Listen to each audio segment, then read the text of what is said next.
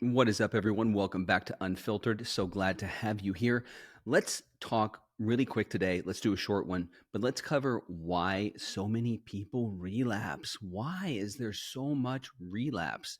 When people quit drinking, they say, I'm going to quit drinking, and then they go right back to it, or they go for a long period of time, and then something pulls them back in. What is that? Why does this happen? Well, I've got a very good grasp on why this happens, and this stops us from having success. Keeping that same cycle can't ever truly break it. And that's one of the issues we're going to tackle later on in this podcast. So stay tuned, listen up. You're going to hear the secret as to why this happens. Why do people go back? One of the first problems is that people keep friends who still engage in drinking and drug use. That's like a big deal. You can't continue to go to the bar and expect not to have a drink. You go to the bar long enough, eventually you're going to have a drink, right? So peer pressure is a huge thing. And a lot of people have a hard time becoming uncomfortable with trying to make new friends or having to be that lone wolf for a while. Well, guess what? When you quit drinking and you want to stay sober, you're not going to be able to hang out with people who drink. It's pretty freaking obvious. The peer pressure is going to be there. It's always going to happen, and that's going to be really tough. You can't frequent a lot of the same places. That's another big issue. If you continue, like I said, to go to the bar, eventually you're going to have a drink. So if you have bowling night and it's a big alcohol night, that's a problem. If there's sporting events and friends you go to, like football on Saturday or Sunday, college football, pro football, whatever it is you watch, yeah, you're going to have to figure something else out because that is totally going to trigger you. And these are the reasons why people fall back in. I'm telling you, they fall back into it because they don't want to change these things. They don't want to have to change these patterns in their life. They're very comfortable in it, and it's very uncomfortable to step away from that. There's a real lack of self reflection as well. This is a big one. People don't want to take a step back and say to themselves, why am I using this in the first place? There's this point that people come to when they say, I'm going to stop drinking. That's it. It's over. I'm done. And they take away that chemical. They take away the booze. But when you take away the booze, you're taking away an anti-anxiety medication. So now you're going to have all this anxiety and you're going to be like, you're going to want it even more. So what are you doing now to work on that? And a lot of people don't do that. That's one of the things. They don't work on themselves. They don't go and get help. They don't talk to a therapist. They don't sit down and get really introspective with themselves and say, hey, what do I want out of my life? What am I willing to give up right now to make changes that will last a lifetime? People don't want to do that. They want to be comfortable. They want to stay comfortable. If you want to be comfortable, you want to stay comfortable, you're going to stay drunk. That's really the way it works. I wish there was another way. I wish it was like no problem. You can, drink on, Sunday once a month and you're fine. But obviously people who are alcoholics, that doesn't work that way. Once you start, it begins to spiral and quickly the progressive disease takes over and you're drinking all the time. So definitely self-reflection is a huge one. Ending toxic relationships is another huge issue. If you're in a relationship with somebody and they don't support you not drinking, that's going to be a huge problem. And you're going to keep drinking. If somebody brings alcohol into your house and you're dating them or you're married to them, unfortunately, this is a huge problem. And couples that consume the same amount of alcohol typically stay together longer. Couples that don't consume the same amount of alcohol have a higher divorce rate. So, put two and two together on that one, people. It's pretty obvious what's going to happen. Um, the inadequate coping mechanisms that people have are also a really, really big deal. Like I said, if you can't get introspective, then you're never going to know how to look at what might be the root of the issue that you're having. So how do you develop any coping mechanisms around not being able to see what was wrong in the first place? New coping mechanisms would be things like meditation, things like sitting down and journaling, writing about your experiences in recovery, making a bullet list that talks about the things that you are going to change.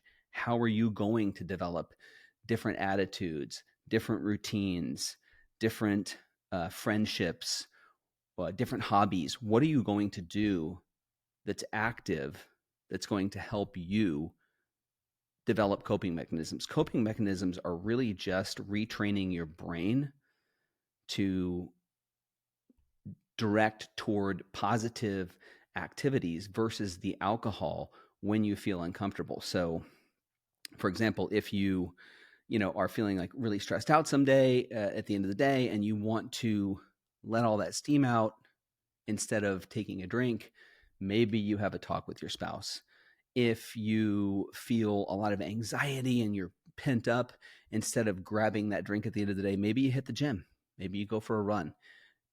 The whole idea is just that you're gonna start going for positive, um, you know, positive ways to find that coping mechanism versus the old negative habit that you continue to run to. The insufficient support system is a big one too. This is huge. Like, insufficient support. You know, you're going to be your support system. I've got to be really honest with all of you out there in this world. You are your own support system. People will argue with me like crazy, but until you buy it and you identify as that sober person and you believe it yourself, it's never going to work. So support systems are great. That could be in the form of a therapist. We just talked about this earlier. If you're in a toxic relationship, it's going to be an issue. You've got to end these kinds of things, and you have to develop support systems. Like I said, positive activities, and you will meet people when you start doing positive activities. When you join a gym, you're going to meet a few people, probably some bros or whatever to work out with, and just be positive. That's another big thing, is just positivity. Is going to take you so far. Instead of waking up in the morning and being like, oh God, this day, what am I? Here I am, I'm stuck in this day. You have to wake up with a positive attitude, and make sure you do positive affirmation in the morning when you wake up. I'm going to wake up, I'm going to kill this day. This is going to be good. And at the end of the day, add up the small victories. Don't look back and say, I shoulda, coulda, woulda. If you didn't drink that day, that was a victory. And as you go along, it's going to become more than, I didn't drink today. That's going to start to be like, okay, that's a given, which is great. And then you're going to start to have more and more success, because you're going to start to do more business. You're going to look better. You're going to feel better. Your relationships are going to be better. Everything is going to be better. Now, the last thing that plays into is complacency and recovery. You never want to get complacent. Complacency is a dangerous, dangerous place to be. I've been sober a long time. I did this myself. Like, this was one of those things that I did. And I did some of the other activities as well. I mean, a lot of those things, I'm hitting on these because these are things that I did.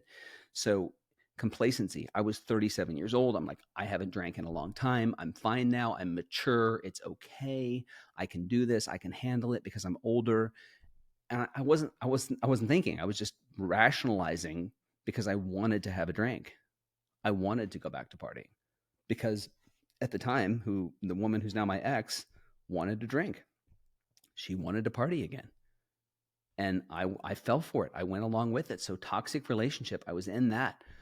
I was complacent in my, sobriety. I just thought, I've had this licked for a long time, no problem. Lack of self-reflection in that. I didn't look back and say, well, here's who I am when I drink. No self-reflection there.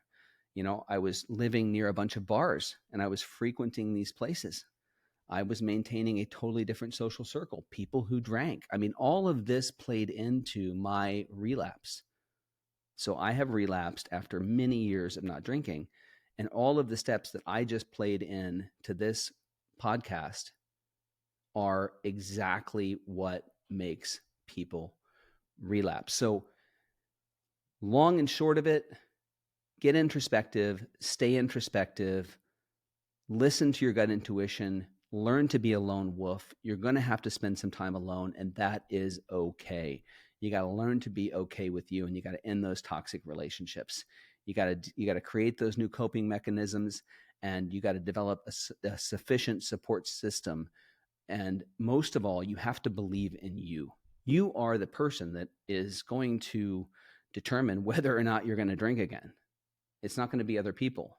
So while you can have a support system, eventually you have to heal those wounds and all of that trauma, and you have to engage new pathways to positive reinforcement versus running toward that alcohol whenever you feel uncomfortable. I hope this helped. And the secret, the main secret in that whole scenario of all of the different tactics that I just gave you and the reasons why people relapse, the tactics to overcome it, is you. You are the determining factor. That is the secret. It all stems from how you feel about yourself. So once you deal with all of those issues and you start to look at the past and you really get introspective, you're going to learn and you're going to become better and you're never going to drink again. You just have to make that decision, and it has to be final. And then you have to set those things in stone forever and discipline them and never change.